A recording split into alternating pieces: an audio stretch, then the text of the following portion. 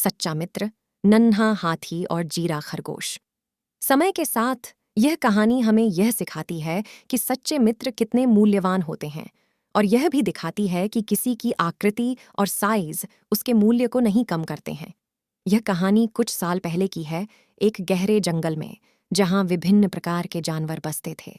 वह जंगल बहुत ही खूबसूरत और प्राकृतिक था। जंगल के पेड़ पौधों के नीचे जंगली जानवर खुशी खुशी रहते थे।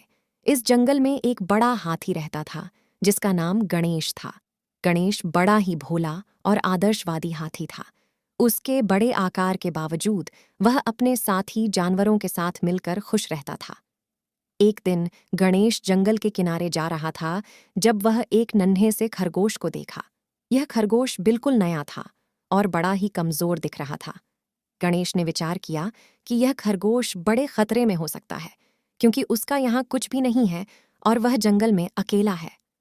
गणेश ने खरगोश के पास जाकर पूछा, युवक, तुम यहाँ क्या कर रहे हो?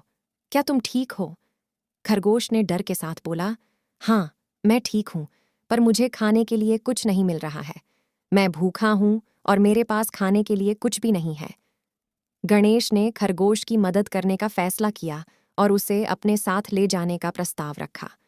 वह कहा, तुम मेरे साथ आओ, खरगोश, मैं तुम्हारी मदद करूंगा और तुम्हें खाने के लिए कुछ दूंगा। खरगोश थोड़ी देर सोचता है, फिर गणेश के साथ चल देता है। गणेश ने उसे अपने बड़े हाथों में उठाया और अपने घर की ओर ले जाता है। गणेश ने खरगोश को अपने घर में बिठाया और उसे खाने के लिए सबसे अच्छा खाना पेश किया।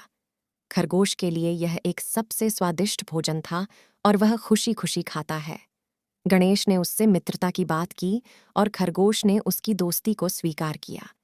दोनों की दोस्ती में एक अजीब मिश्रण था, एक बड़े हाथी और एक छोटे खरगोश की। गणेश ने खरगोश को अपने साथ रहने के लिए बुलाया और उसने उसकी देखभाल की। खरगोश के लिए गणेश उसका दूसरा घर बन गया था।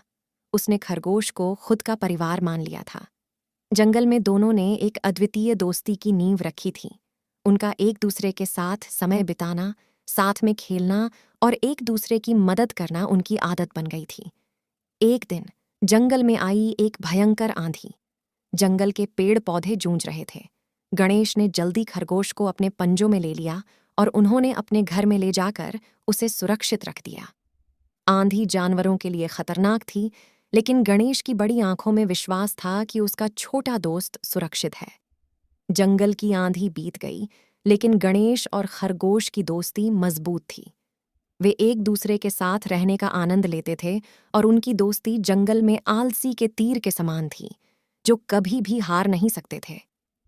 मोरल: यह कहानी हमें यह सिखाती है कि विश्वास, विश्वासी और सच्चे मित्र सबसे बड़ा धन है।